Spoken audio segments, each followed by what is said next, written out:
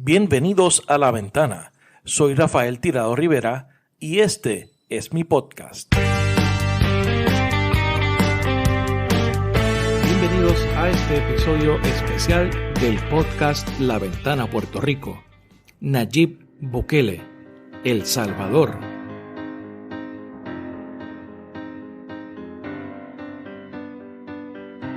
El pasado 7 de mayo contacté con la licenciada Ruth López, jefa de la División de Anticorrupción y Justicia de Cristosal, una ONG que promueve la justicia, los derechos humanos y el desarrollo de sociedades democráticas en Centroamérica. Mi interés era recrear un perfil del presidente de El Salvador, Nayib Bukele, para el episodio 43 de este podcast, titulado Bitcoin, el caso de El Salvador. Esto con el propósito de tener un trasfondo de la situación política en El Salvador y comprender un poco mejor esta controversial figura que levanta pasiones más allá de las fronteras del hermano país. Esta intervención serviría como preámbulo a la entrevista de ese episodio con el doctor Óscar Cabrera Melgar, expresidente del Banco Central de la Reserva de El Salvador. Mi idea original era producir una grabación de 5 o 6 minutos que pudiera utilizar como introducción a la entrevista. Esa grabación duró cerca de 1 hora con intervenciones mínimas de mi parte, en donde la licenciada López detalló el trayecto político de Bukele desde sus inicios hasta las controversias más recientes, como la imposición de un estado de excepción o la creación del derecho a la reelección presidencial, avalada por primera vez en la historia de ese país. Este episodio no es una entrevista, es el relato de la licenciada Ruth López, combinado con sonidos de diversas fuentes para reforzar los planteamientos esbozados. A Bukele es muy difícil ubicarlo en el espectro político convencional. Ha militado con éxito en los partidos tradicionales tanto de izquierda como de derecha. Lo que sí está claro es su definitiva tendencia autoritaria y populista, de la que derivan la falta de transparencia en su gestión, su desprecio por los derechos humanos y el uso del dinero del pueblo salvadoreño como su crypto wallet personal. Es una figura de los tiempos, producto del descontento de la sociedad y del colapso de los partidos tradicionales y su incapacidad de promover soluciones a los grandes retos de nuestros países, como la pobreza, las grandes desigualdades, los efectos de la crisis climática y la corrupción rampante en nuestros gobiernos y en el sector privado. Son estas realidades las que producen estos personajes que utilizan los medios para seducir al pueblo y proyectarse como alternativa de cambio y de castigo a los políticos de siempre, para proyectarse como salvadores de sus países, escondiendo sus verdaderas intenciones, sin vocación ni intenciones democráticas. La Ventana Puerto Rico está disponible en donde quiera que escuches podcast, así que suscríbete para que recibas notificaciones de los nuevos episodios. Sígueme en las redes sociales, búscame como Rafael Tirado Rivera en Facebook, en Twitter, en YouTube y en Instagram. Suscríbete también a nuestro canal de Telegram. El enlace está en la descripción de este episodio.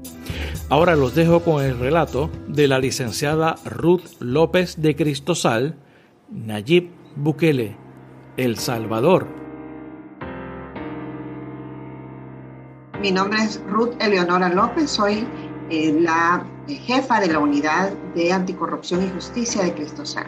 Cristosal es una fundación regional, tiene presencia en El Salvador hace más de 20 años y ahora tiene también presencia en Guatemala y en Honduras. Es una organización que ha tratado durante muchos años el desplazamiento interno, el desplazamiento forzado. Incluso, precisamente por demandas de Cristosal, después se aprobó la ley sobre el desplazamiento forzado, aun cuando en el caso salvadoreño falta su reglamentación porque el Ejecutivo no lo ha emitido. Pero es una organización de derechos humanos que ha tenido acompañamientos importantes sobre desplazamiento forzado, poblaciones marginadas, grupos minoritarios, población LGTBIQ, por ejemplo, y también tiene dentro de su ámbito de trabajo pues la anticorrupción y justicia. Bueno, para hacer un perfil de Bukele hay que recordar quién es decir, cuál es su origen. Bukele viene de una familia que tiene una amplia experiencia en temas de publicidad. Y en el 2012, él es candidato a la alcaldía de Nuevo Cuscatlán. Es una alcaldía cerca del Gran San Salvador, pero pequeña, una cantidad pequeña de habitantes. Soy Nayib Bukele, candidato a la alcaldía de Nuevo Cuscatlán. Mis padres me enseñaron que con esfuerzo y dedicación se logran las metas. Así he trabajado siempre en mis empresas. Sin embargo, creo que es tiempo de trascender y trabajar en la construcción de nuestro país y sobre todo de mi municipio, Nuevo Cuscatlán. Sueño con un municipio modelo de desarrollo, donde vivamos mejor, en un ambiente moderno y seguro. Cuento contigo. Y promete, por ejemplo, un gran desarrollo para Nuevo Cuscatlán, centros comerciales y grandes infraestructuras, etcétera, que hasta ahora, 2022, todavía no han llegado a Nuevo Cuscatlán. El ganador fue Nayib Bukele, publicista de carrera y exitoso empresario, que se declaró enemigo de la demagogia y aunque dijo que hay políticos honorables, criticó los mecanismos estatales por la mezcla que tienen con la corrupción. Entonces, el sistema de política en el país está diseñado de una manera corrupta y todo está para favorecer las mismas estructuras de la corrupción. Hay funcionarios, por ejemplo, de que tienen trapos al sol que sacarle a otros funcionarios, pero no lo sacan porque esa es su palanca para que no le saquen los de él. En el 2015 es electo como alcalde de la ciudad de San Salvador, de nuestra capital. ¿Quién es realmente el que hace el trabajo aquí en esta alcaldía? Y entonces eso se debe de reconocer. Y no solo se debe de reconocer públicamente, sino se debe de reconocer en sus derechos laborales, se debe de reconocer en su nivelación salarial, se debe de reconocer en sus condiciones. Y en este caso, en ambos periodos, fue propuesto, porque en El Salvador las candidaturas para los consejos municipales, para las alcaldías, solo pueden ser o podían ser propuestas por partidos políticos. Entonces él, como militante de un partido político que surge justamente de la guerra, después de los acuerdos de paz, aunque el FMLN como movimiento guerrillero existía desde antes, sí se consolida como partido político después del 92, después de los acuerdos de paz. Y entonces Bukele era promovido justamente por ese partido político. En el 2017, Bukele renuncia a este partido, aún siendo alcalde de la capital. Habían algunos indicios de que iba a promover su reelección, etcétera, pero rompe con este partido, el partido lo expulsa a partir de unas agresiones a una concejal, a una miembro del Consejo Municipal del que él era parte, y se hace todo un proceso de expulsión. Se resolvió imponer la máxima sanción, que es la expulsión del señor Nayib Armando Bukele Ortiz. Así comunicó el FMLN la expulsión de Nayib Bukele de las filas del partido, luego de ser encontrado culpable de 4 acusaciones en su contra: irrespeto a los derechos de las mujeres, difamación, calumnias e injurias en contra de los miembros del FMLN, generar división interna y violación de los estatutos internos. Y bueno, ya después él termina su periodo en alcaldía y decide iniciar una formalización de un nuevo partido político, pero además decide correr por la candidatura de la presidencia de la República por otro partido, porque no le alcanzaban los tiempos para la constitución de un partido y pues utilizar ese partido para poder participar. Entonces inicia su participación ya como candidatura a la presidencia con un partido político que viene de una escisión, de una división con el Partido Arena, que es un partido de derechas en El Salvador, y que fue justamente el partido con el cual, digamos, o con el representante del partido con el cual se firmó la paz con el FMLN. Entonces es un poco bastante amplio, digamos, este espectro político en el cual se ha movido Bukele, que viene originalmente propuesto por un partido de izquierda, el FMLN, un ex movimiento guerrillero, y llega hasta la derecha a partir de esta escisión del Partido Arena y que surge el Partido Gana, y es con este partido con quien corre para la presidencia. Durante todo este periodo también, en la parte inicial, sobre todo en el partido FMLN, pues tuvo una amplia visibilidad. Realmente es una persona con unos, digo yo, con un manejo de la comunicación importante. Creo que además es su pasión real, la comunicación. Y bueno, como ya les decía, hay alguna experiencia cimentada desde su propia familia en este ámbito de los servicios y del comercio, ¿no? Eso esencialmente para que tengan una idea del perfil. Una vez asume la presidencia de la República, y creo que es una etapa importante que hay que dividir los momentos de Bukele. Bukele candidato fue un candidato muy agresivo en cuanto a la promoción de propuestas que realmente animaron mucho a la ciudadanía. Sobre todo el tema de la lucha contra la corrupción. Como ustedes han visto, los mismos de siempre adelantaron sus campañas hace meses, violando impunemente la ley. Siempre lo han hecho así, piensan que es normal. Lo mismo pasa con la corrupción. Cuando llegan al gobierno, roban porque así lo han hecho siempre. Ven la corrupción como algo normal. Son los mismos de siempre y su vieja forma de hacer política.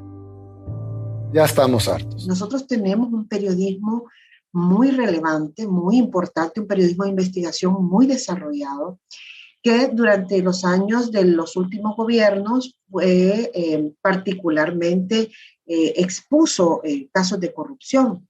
Y esto realmente fue tomado como elemento esencial de la campaña de Bukele y se posicionó con sus posiciones sobre la posibilidad, por ejemplo, de la creación de una comisión internacional de combate contra la impunidad y la corrupción, y que logró concretar una vez llegó al gobierno, las CICIG.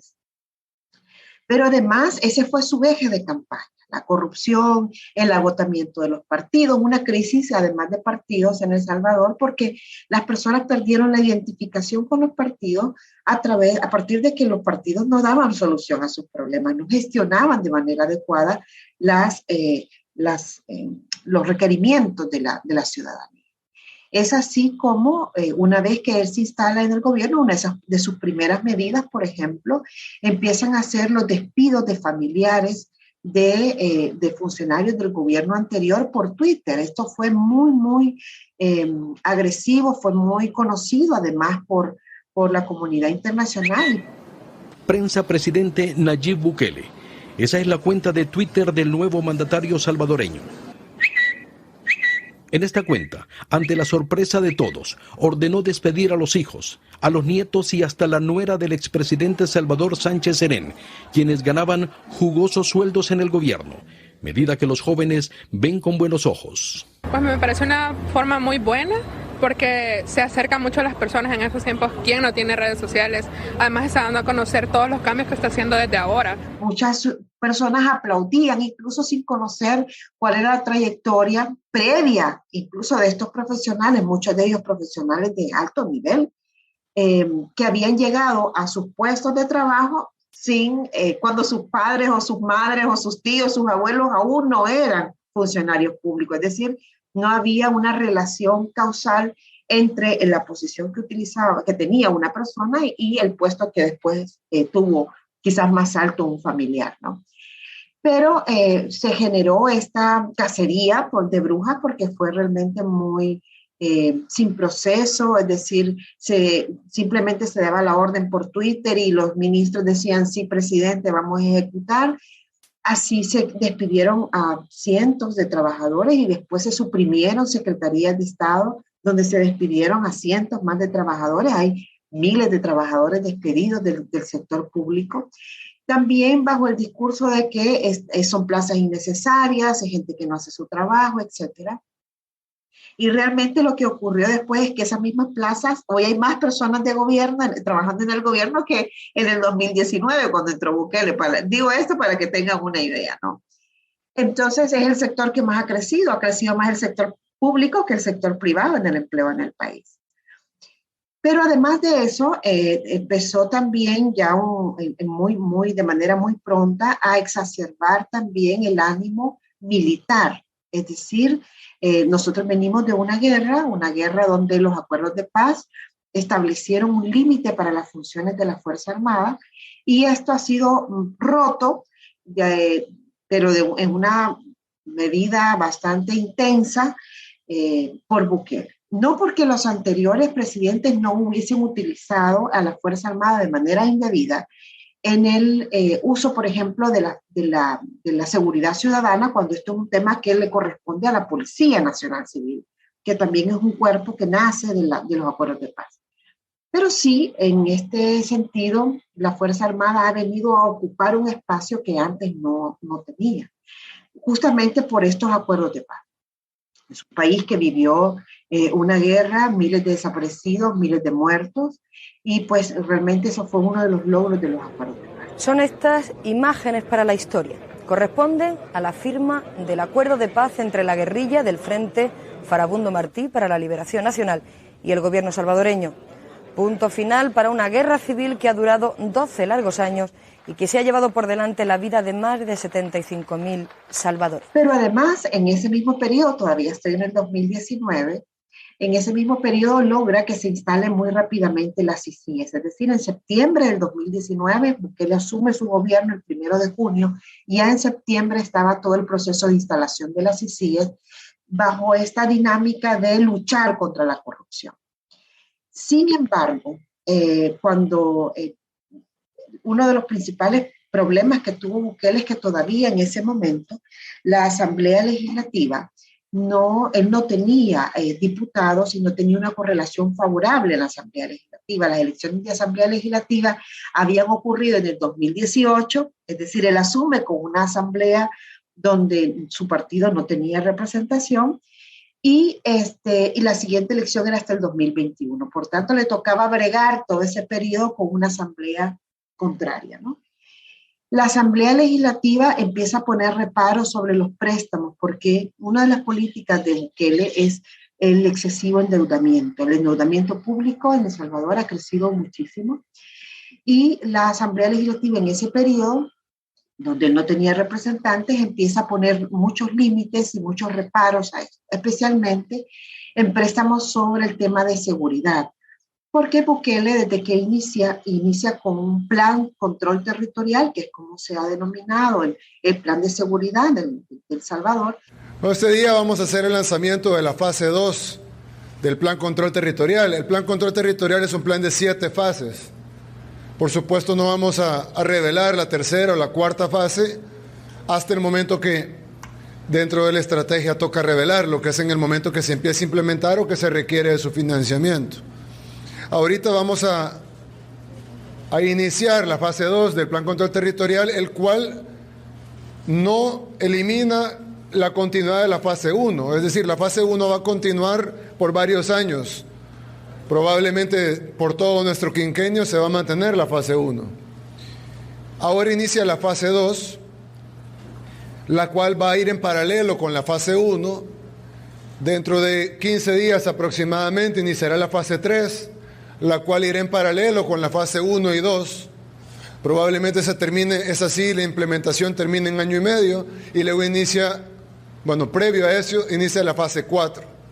Y luego así hasta llegar a la fase 7. Sin embargo, nunca fue expuesto públicamente. Entonces él hablaba de la fase 1, de la fase 2, de la 3, etcétera, pero nunca había, como todo plan, que tiene que tener un presupuesto, tiene que tener acciones, y hay cosas que se pueden comprender que pueden ser más o menos reservadas a partir de la seguridad nacional, precisamente, ¿no? Pero aquí estamos hablando de también una exposición en ciertos espacios privados, incluso con la Asamblea Legislativa en ese momento, los diputados, o con organismos internacionales, o con parte de la sociedad civil, donde la sociedad civil antes en El Salvador tenía una presencia mucho más relevante en mecanismos de diálogo con el gobierno, etc. Sin embargo, esto no ocurre.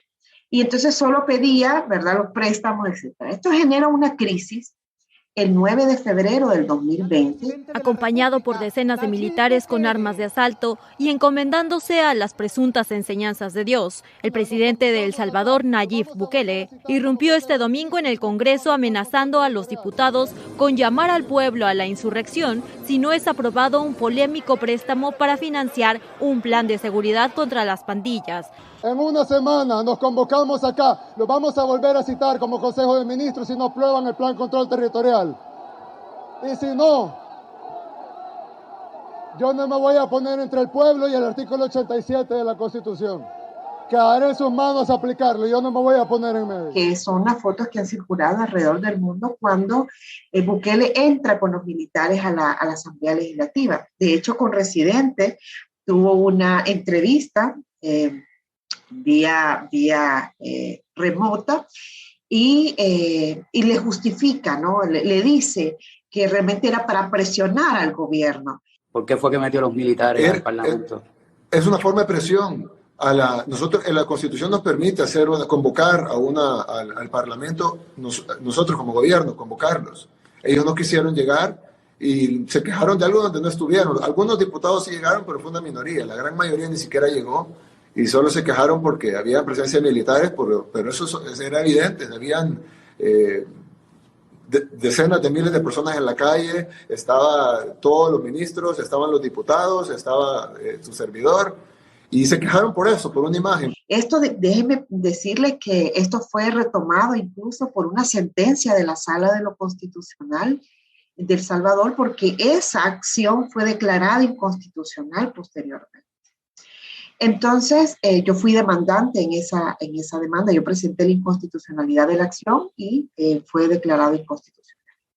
Entonces, después de esta situación, que fue un enfrentamiento muy fuerte entre el Ejecutivo y el Legislativo, estamos en 2020, viene la pandemia. Una pandemia que fue manejada bajo un régimen de excepción que posteriormente también fue declarado inconstitucional. También fui parte de esa demanda de inconstitucionalidad.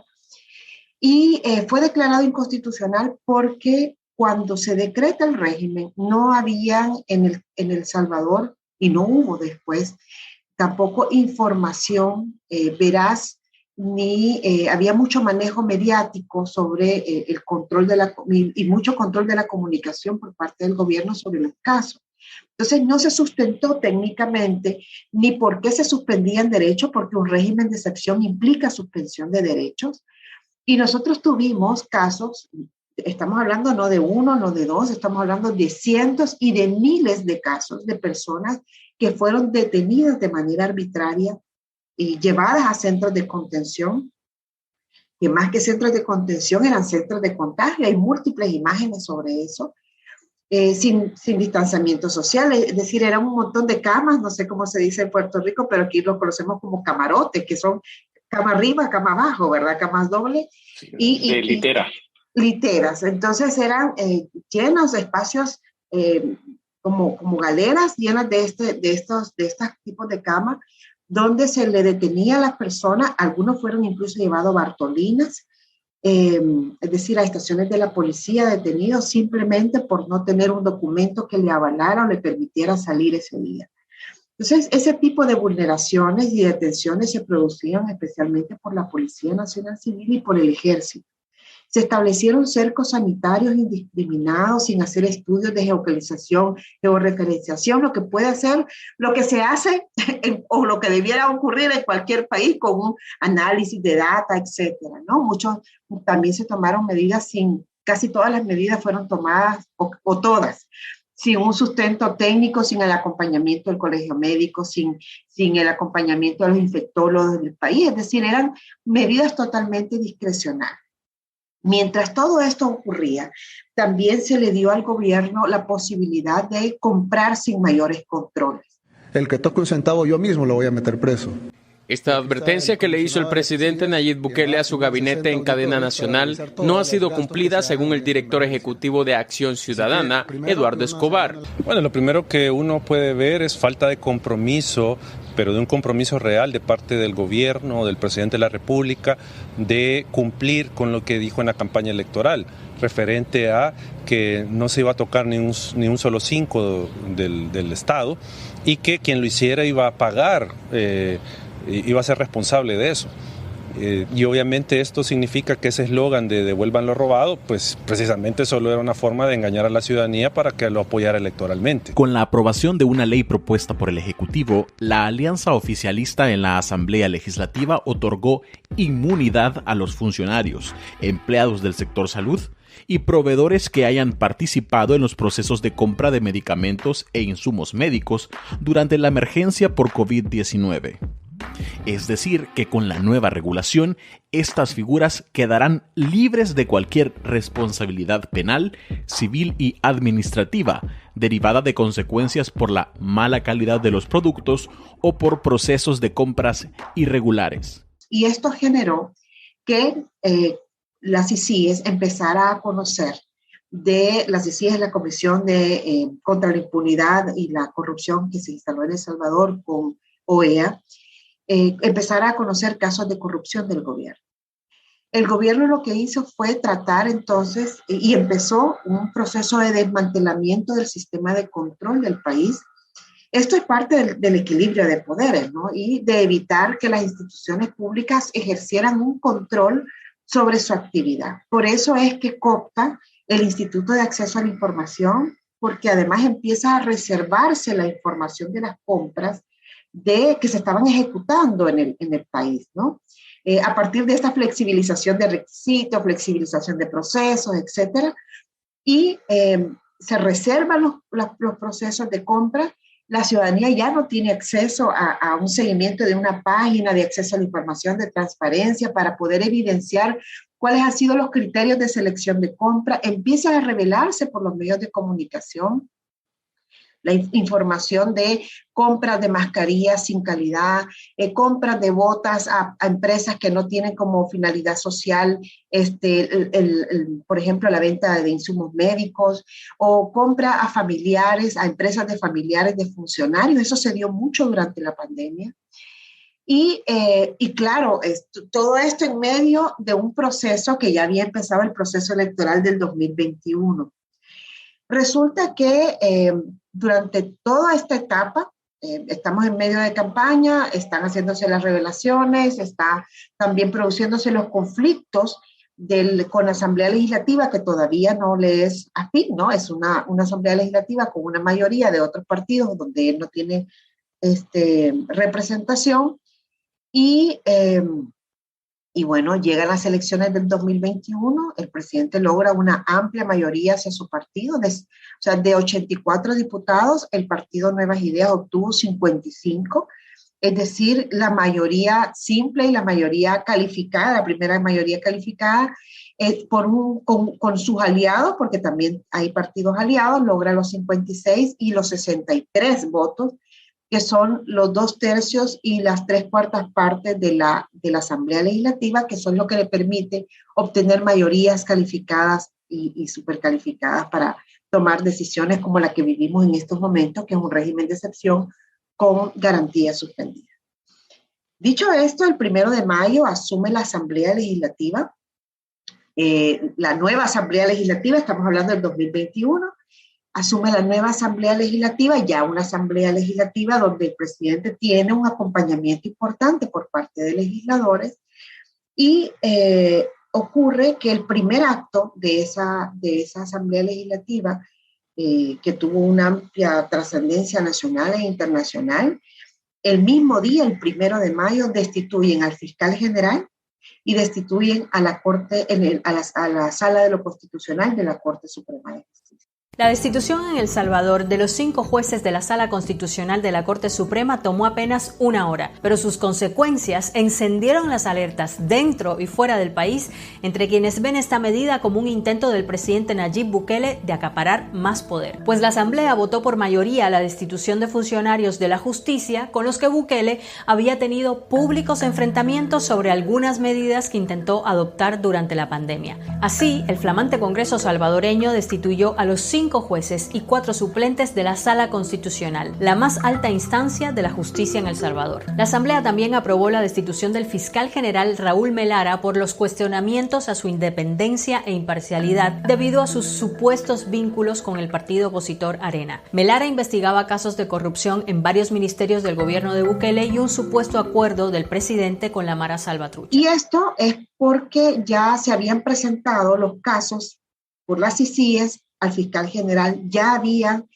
procesos iniciados, ya habían acciones fiscales, por ejemplo, solicitud de escuchas telefónicas para funcionarios, para todos estos procesos de investigación de casos de corrupción que se estaban produciendo. Y bueno, la primera medida fue quitar a la sala, porque si quitaban al fiscal, la sala de lo constitucional podía conocer la constitucionalidad o no de este acto y por tanto podría obligar a que se restituyera. Entonces lo que hace la Asamblea Legislativa en un primer acto y sin ningún ambaje, ¿verdad? Sin ningún escrúpulo, quita, sin un debido proceso, por supuesto, tanto al fiscal como a la Sala de lo Constitucional e impone, porque no hay otra forma de decirlo, o sea, no se respeta el proceso. En El Salvador, para ser electo como magistrado, tiene que ser propuesto por un órgano que fue creado y que fue reformulado a partir de los acuerdos de paz, no creado, pero sí reformulado a partir de los acuerdos de paz, que es el Consejo Nacional de la Judicatura. Entonces, el Consejo Nacional de la Judicatura es el que debe proponer a la Asamblea Legislativa, y esto no ocurrió. Entonces, las personas que fueron colocadas como magistrados, uno, por ejemplo, venía de ser el asesor del presidente de la República dentro de la Secretaría Jurídica de la Presidencia. Otro venía de ser el defensor del director de la policía en un proceso que se le siguió por parte de la Asamblea Legislativa anterior. Y el otro venía de ser parte de los impuestos en el Instituto de Acceso a la Información que ya había cooptado unos meses antes. Entonces ya ahí tiene, de 5 personas, tiene 3 que no cumplían con los requisitos. Hay otra magistrada que tampoco cumplía con los requisitos porque ella vencía su periodo en junio de ese año, julio de ese año, y lo que hicieron fue prorrogarle por 9 años más el periodo de elección, es decir, algo totalmente fuera de cualquier marco constitucional y legal.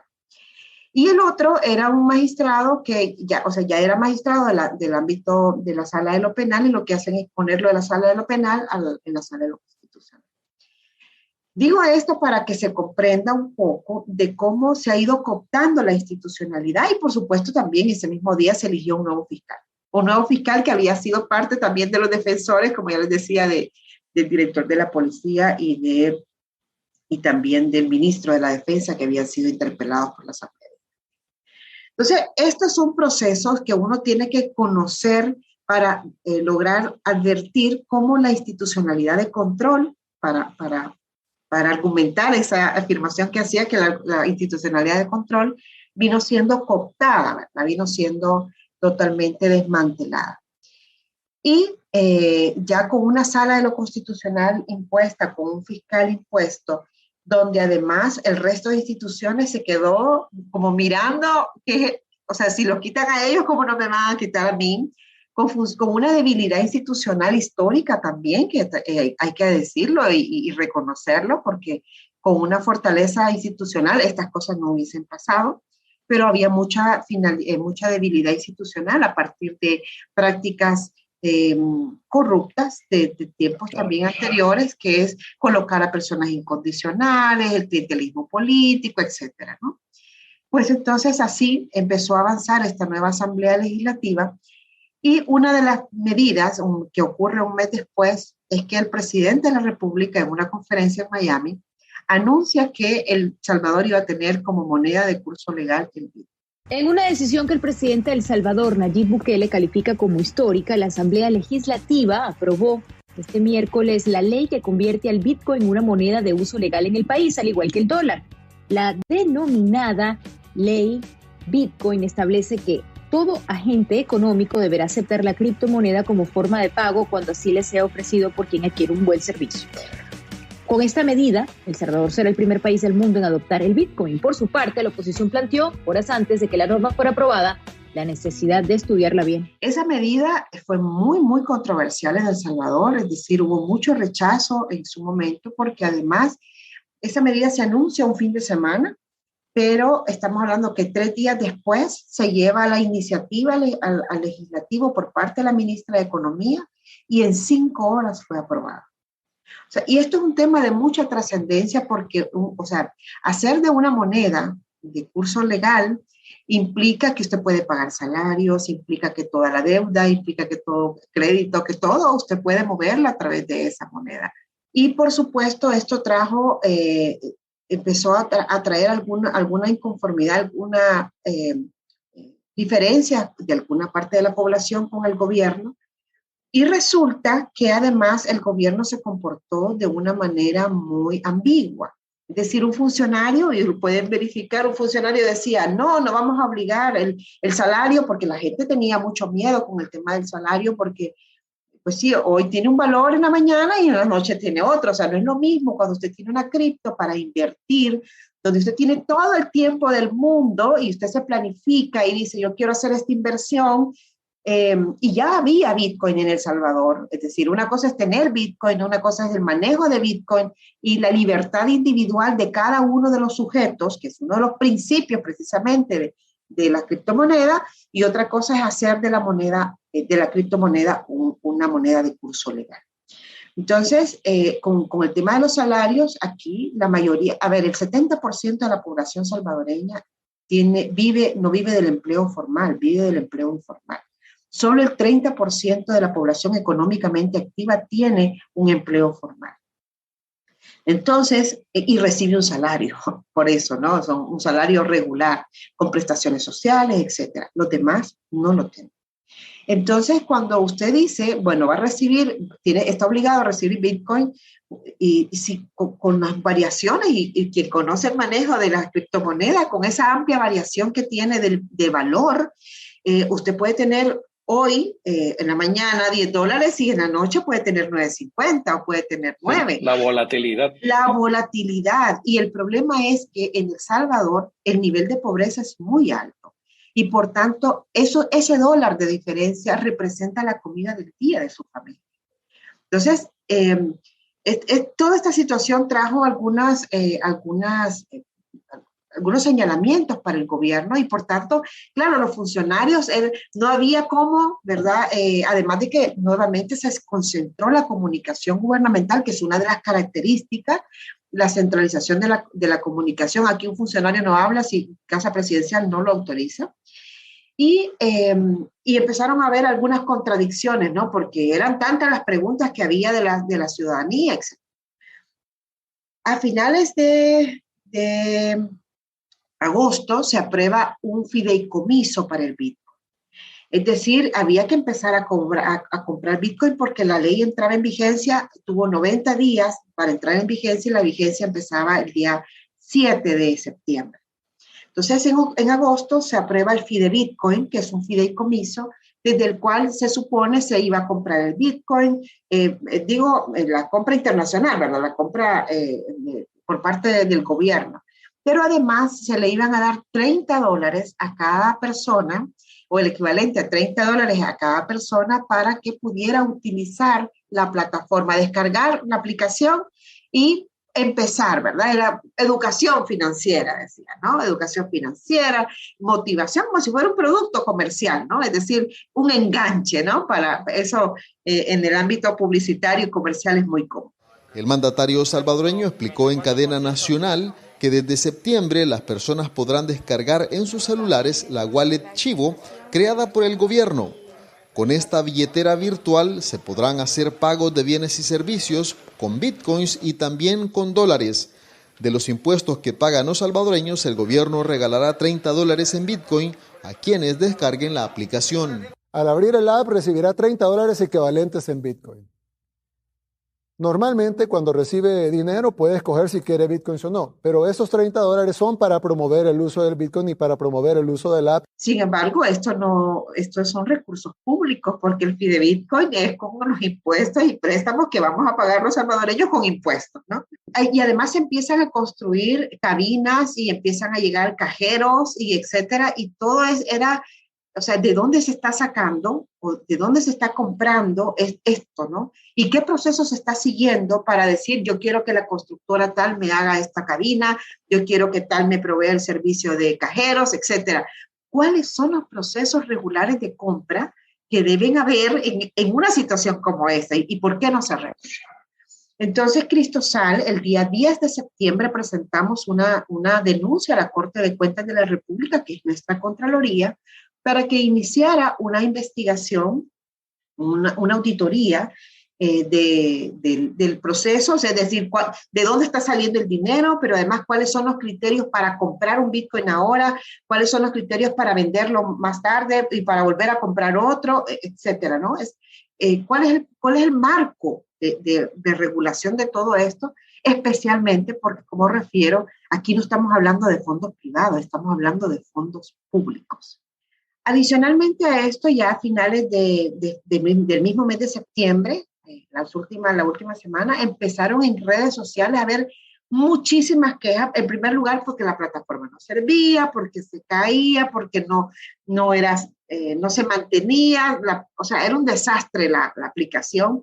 Incluso ustedes pueden verificar cómo el presidente de la República funcionaba casi como un CEO, ¿no? de la empresa.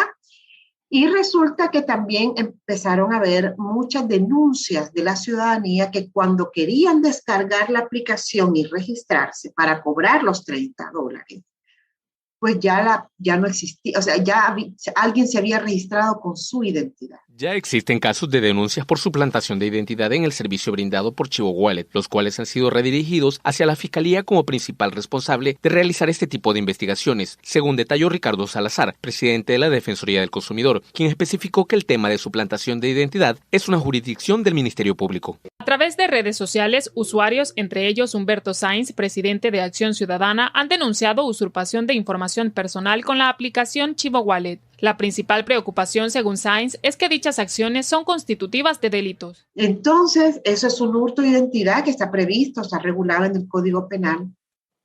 Empezaron a llegar cientos de denuncias, o sea, empezaron a circular cientos de denuncias en redes sociales.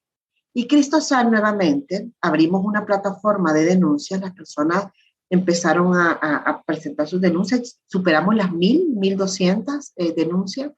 Y de estas 200 personas, más de 247 personas decidieron presentar formalmente, porque no es lo mismo una queja que ya una denuncia formal. Y se presentaron denuncias y avisos a la policía, a la Fiscalía General de la República para que hiciera una investigación, porque ahí no solo se está defraudando al Estado, porque alguien está obteniendo un dinero con una identidad que no es la que le corresponde y no hay un proceso de verificación por parte de la plataforma para asegurarse. Eso en primer lugar. Y en segundo lugar, hay una afectación individual a mi derecho, a mi intimidad, a mis datos personales, además, que están siendo utilizados y alimentando una plataforma para la que yo no he dado autorización. Mi opinión, después de 2 meses de uso, Bitcoin en El Salvador y Chivo Wallet es un fraude. Tú nunca vas a tener seguridad de tu dinero. Yo he perdido transacciones que pierden, así es que expreso, después de 2 meses de probar mi rotundo no a esta falacia, a este fraude del Bitcoin, como persona humilde, como vendedor ambulante, yo he perdido dinero. Entonces, desde estas dos perspectivas, Cristosal presentó denuncias y avisos ante la Fiscalía General de la República por un delito del hurto de la identidad y también un amparo ante la Sala de lo Constitucional, que es un amparo contra particulares porque la empresa no estableció los controles necesarios para evitar que esto ocurriera. Entonces, aquí llegamos ya al mes de octubre, noviembre. Paralelo a esto, empezaron las primeras protestas de calle en El Salvador. contra ya el régimen de Bukele, ¿no? Las primeras fueron allá por el 7 de septiembre, el 15 de septiembre, después el 12 de octubre y así, ¿no? Hubo varios. Miles de personas se manifiestan en El Salvador contra las políticas de Bukele. Marcharon hasta las proximidades del Palacio Legislativo, donde los antidisturbios les impidieron el paso con barricadas de alambres de púas. Es lamentable cómo el gobierno utiliza los medios de seguridad para amedrentarnos. La Policía Nacional Civil está para que cuide las calles al pueblo. Los manifestantes rechazan el uso del Bitcoin, criptomoneda de curso legal en el país desde el pasado 7 de septiembre. Señalan que el pueblo está perdiendo dinero. Está pagándole a un ejército de periodistas para que digan que el gobierno está bien, que todas las leyes están bien, aunque el pueblo esté sufriendo de hambre ahorita. Todo está más caro, ha subido de precio. Hay otro elemento importante y es que también se produjo un decreto en ese periodo que jubiló a los jueces con más de 60 años por decreto. Es decir, ellos el 31 de agosto, se aprueba este decreto de jueces y fiscales con más de 60 años a su casa. También protestan contra el último decreto del Ejecutivo que ha retirado a un tercio de los jueces por tener más de 60 años o llevar más de 30 en el cargo. La norma ha afectado a unos 250 jueces, de los cuales un centenar ya ha renunciado a seguir. 115 han dejado sus funciones, pero siguen disponibles, y 34 que se negaron a acogerse a la norma han sido cesados sin beneficios. El propósito de esto es manipular al órgano judicial a favor del régimen y manipular las decisiones judiciales para perseguir a los opositores, para perseguir a cualquiera que levante la voz. El movimiento de jueces independientes considera que el presidente quiere concentrar todo el poder. Esto vulnera todas convenciones y derechos de todo tipo, ¿no? Porque aquí estamos hablando de la estabilidad en el cargo, estamos hablando del juez natural, estamos hablando de independencia judicial, estamos hablando de acceso a la justicia, estamos hablando de un conjunto de derechos que fueron vulnerados, no solo a las personas que quitaron, es decir, a los funcionarios que quitan, sino también a la propia ciudadanía, ¿no? Claro, las consecuencias de eso en ese momento muchos no las midieron y sí hoy ya se advierten porque, claro, los procesos de selección de jueces que se han ubicado en esos lugares donde quitaron a los otros no han sido ni transparentes ni además ha habido una competencia real de personas que puedan acceder a esos cargos. Y ha resultado que, bueno, hoy los jueces meten preso, decretan la detención provisional de todo el que llegue y se le ponga enfrente en el régimen de excepción. Ya vamos a llegar a ese momento. Resulta entonces que también todo este tipo de situaciones, el tema de la independencia judicial, el tema Bitcoin, que venía muy fuerte, el alto costo de la vida y algunas otras reivindicaciones, también el tema del agua, que es un tema muy complejo en nuestro país, empieza a generar estos movimientos ya de una expresión de protesta social ya activa, ¿no? Ya no solo en redes sociales, sino ya presencial. Y lo que hace ya para la protesta de diciembre, el gobierno es empezar a poner retenes, es decir, evitar el acceso desde fuera de la capital hacia el lugar de la protesta, hacia el lugar de las concentraciones. Eso es una limitación a la libertad de expresión, porque una protesta es precisamente es una forma de ejercer el derecho y la libertad de expresión, ¿no? Entonces empiezan a ponerse retenes militares y empiezan a recordarse, y bueno, también han circulado muchas imágenes en redes de cómo las personas las bajan de los buses, ¿no? de los colectivos para colocarlo frente a la pared, cacharlo, etcétera, como si fuera de la época durante la guerra. También yo vengo del departamento de San Miguel y en el tránsito hemos visto cuántos retenes también bloqueando el acceso de la población para llegar a la capital y poder manifestarse. Pasa el mes de diciembre, llegamos al mes de enero, y bueno, en el mes de enero sale lo de Pegasus. Pegasus es un software espía que los periodistas hicieron denuncias porque en más de 30 casos de periodistas aparecieron infectados por Pegasus. Los teléfonos de más de la mitad de los periodistas del Faro fueron colonizados por Pegasus, un software israelí que solo se vende a gobiernos. La investigación, a cargo de 2 organizaciones especializadas en ciberseguridad y derechos digitales, tiene también el aval de Amnistía Internacional. Ni nosotros en el Faro, ni las organizaciones Citizen Lab y Access Now, por lo que han manifestado, tenemos razones para pensar que detrás de este espionaje esté alguien distinto al Estado salvadoreño. Fueron en total 226 intervenciones a lo largo de 17 meses, ejecutadas en fechas que coinciden con la publicación de investigaciones molestas para el gobierno salvadoreño.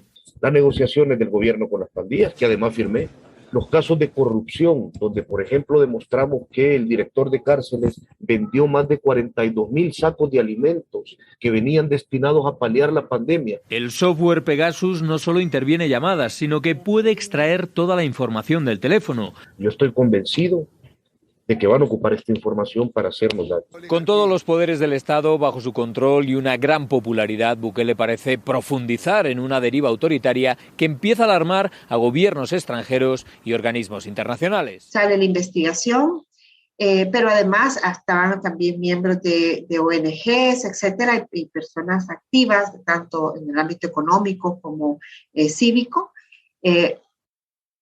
salen contaminadas, ¿no? con Pegasus. Y esto pues implica, era casi la evidencia de que el gobierno estaba interfiriendo en sus comunicaciones cuando esto es una garantía constitucional de que tenemos de protección, que puede haber intervenciones telefónicas siempre y cuando sea autorizado por un juez, ¿no? Y bajo un proceso de investigación determinado, hay límites, etc. En ese caso, Cristosal, igual presentamos una denuncia y una solicitud de un examen especial a la Corte de Cuentas de la República para que investigara la posible compra de este software, porque gratis no es.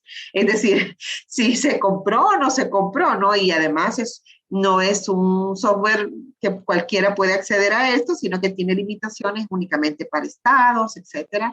Y además por el alto costo que representa no solo el software mismo, sino la instalación en cada uno de los dispositivos móviles que se utilicen. O sea, estamos hablando de más de 7 millones, ¿no?, de dólares.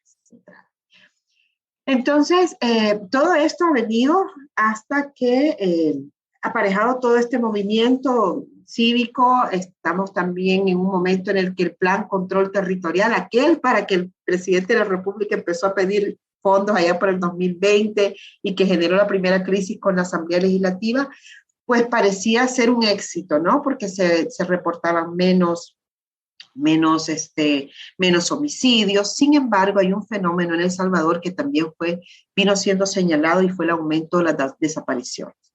Entonces, de hecho, hay una caricatura muy, muy importante, un caricaturista importante del país, que es como si El Salvador, como si los muertos fuesen metidos debajo de la alfombra, ¿verdad?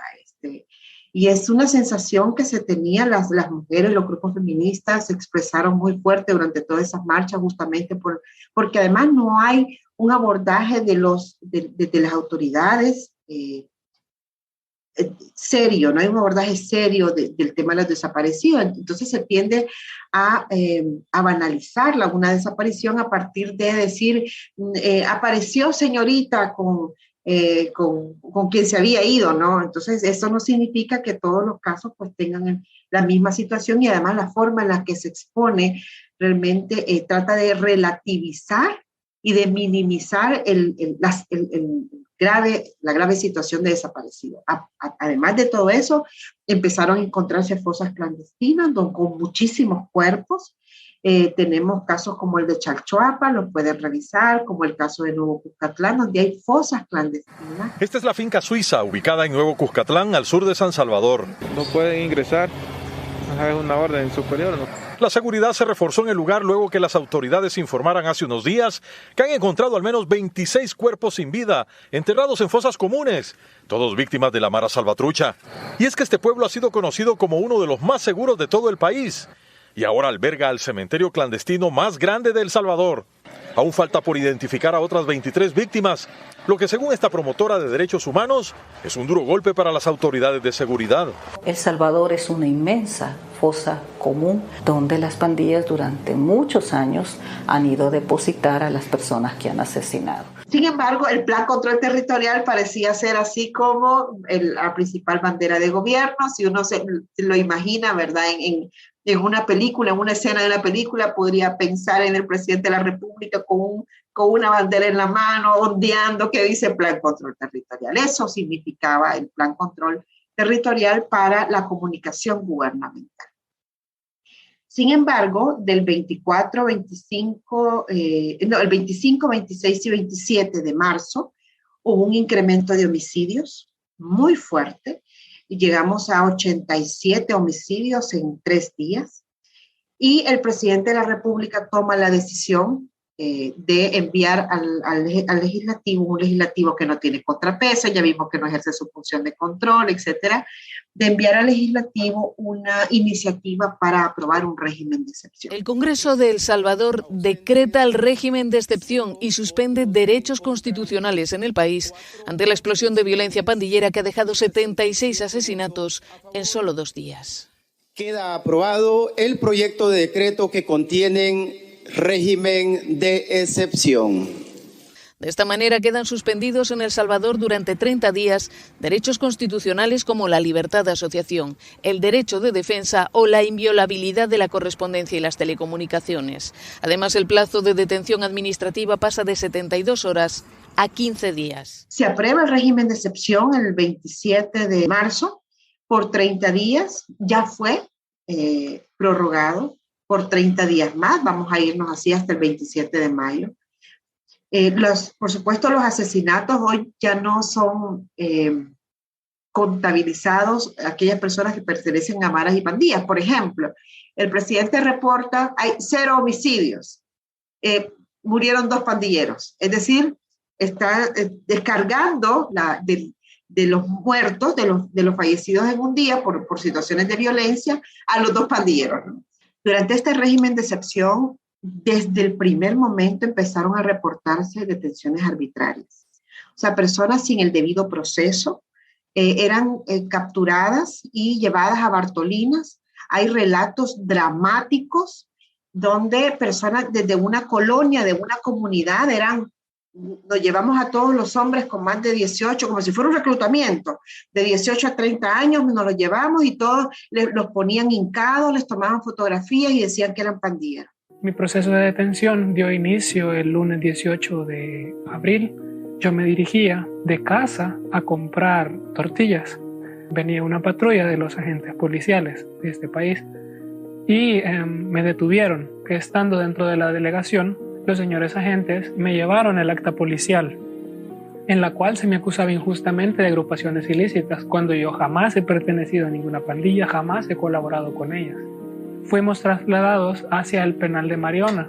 Yo estuve en la celda 22 del sector 5. Únicamente se nos daba desayuno y cena. A veces la comida incluso llegaba ácida porque estaba próxima a pudrirse. En la celda habíamos alrededor de 70 personas. Y de estas, solo a lo mucho 30 o 40 personas pertenecían a pandillas. Los demás éramos estudiantes, habían personas que eran agricultoras, albañiles, es decir, toda la fuerza de trabajo del país estaba recluida en esos centros penales, únicamente por residir en zonas que pertenecen a pandillas. Nos enfermamos, a muchos nos dio gripe, nos dio tos y jamás recibimos atención médica. 2 personas fallecieron dentro de las celdas mientras estaba ahí. Nos dimos cuenta porque subían personas con una camilla y a las personas que bajaban en esas camillas iban cubiertas con una manta. Aquí hay un punto que yo creo que es necesario para poder explicar también cómo Bukele mantiene un alto nivel de aceptación, y es que es el manejo del discurso gubernamental. Porque inmediatamente el discurso es, estas personas están ahí, son criminales, etc. El salvadoreño está harto de las pandillas y del daño que han causado las pandillas a nuestra sociedad. Hay muchos muertos, es decir, hay muchas personas que han muerto, y además está el tema de las extorsiones, que es lo que nosotros denominamos renta. Y es un fenómeno muy que ha traído mucho dolor a la gente y que por supuesto produce migración interna, migración forzada, etc. Entonces, este discurso gubernamental empieza a reforzarse con comentarios porque esto no es solo el presidente, ¿no? Está el presidente y está toda una estructura que funciona alrededor de la comunicación y empieza, bueno, si están ahí es por algo. El que nada debe, nada teme. Ya van a salir. O sea, si lo pueden probar, o sea, puede ser un inocente. Es el 1% de las capturas el que está siendo a lo mejor injustamente detenido. O sea, tratando otra vez de ridiculizar el mismo dolor y la afectación que puede tener el 1, el 2, el 3, el 4, el que sea, el porcentaje que sea, no importa.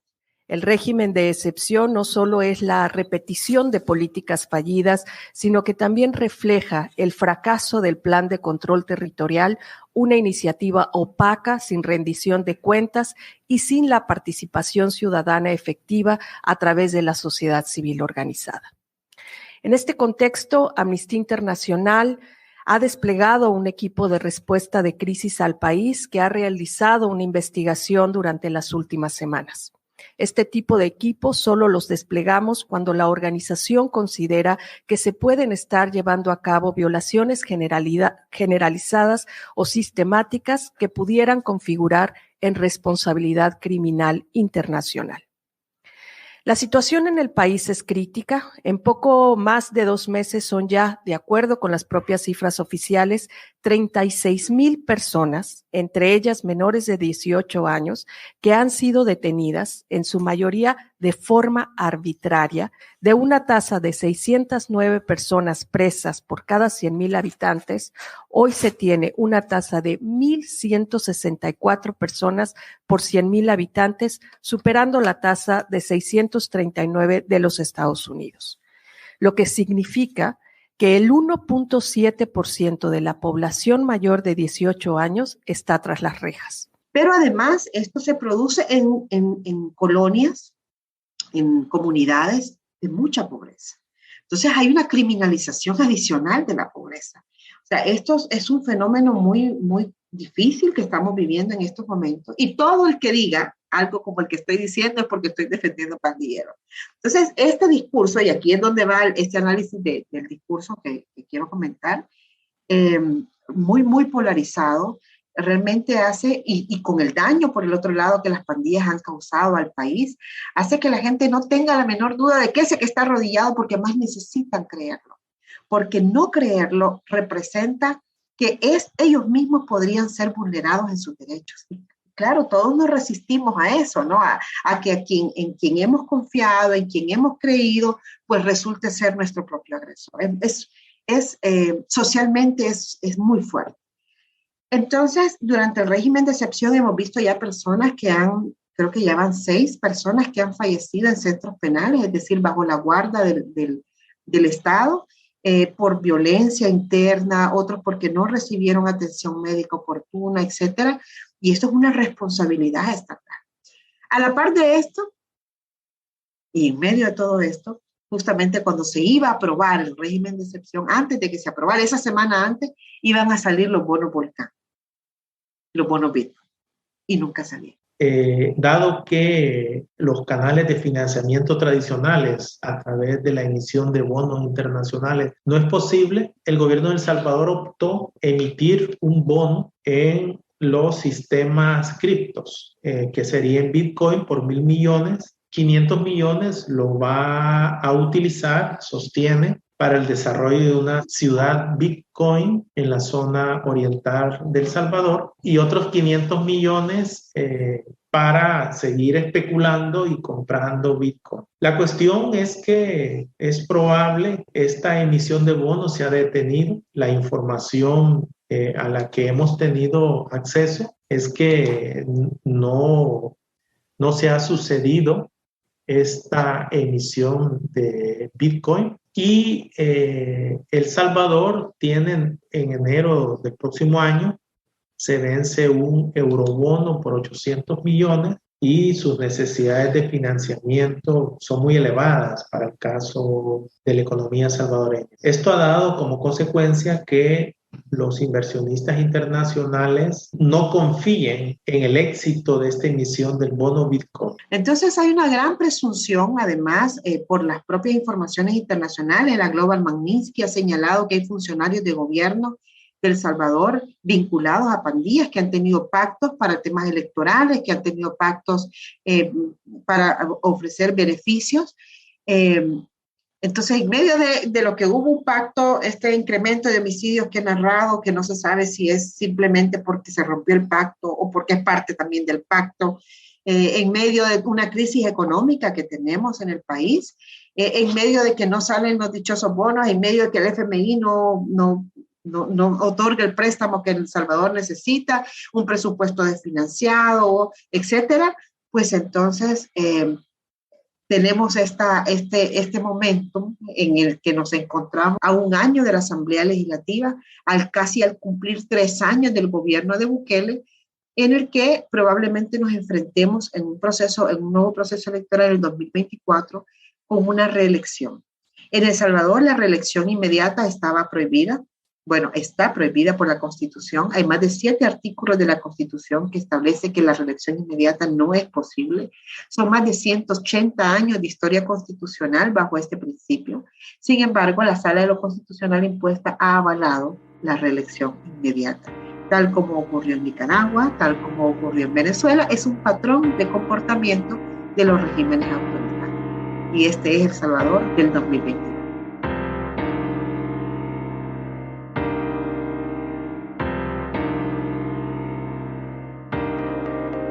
Los diputados aprobaron por tercera vez prorrogar el régimen de excepción. Las autoridades reportan la captura de más de 41,000 presuntos miembros de pandillas y esperan incrementar estas cifras. El gobierno de El Salvador ha perdido cerca de $50 millones, casi la mitad de su inversión en Bitcoin, tras el reciente colapso de los mercados bursátiles. El llamado del Fondo Monetario Internacional a El Salvador para que deje de utilizar el Bitcoin como moneda de cambio legal fue la principal noticia en casi todos los periódicos locales. Y el presidente de El Salvador, Nayib Bukele, tiene la vía libre para una reelección inmediata cuando termine su mandato actual, según dictó la Corte Suprema.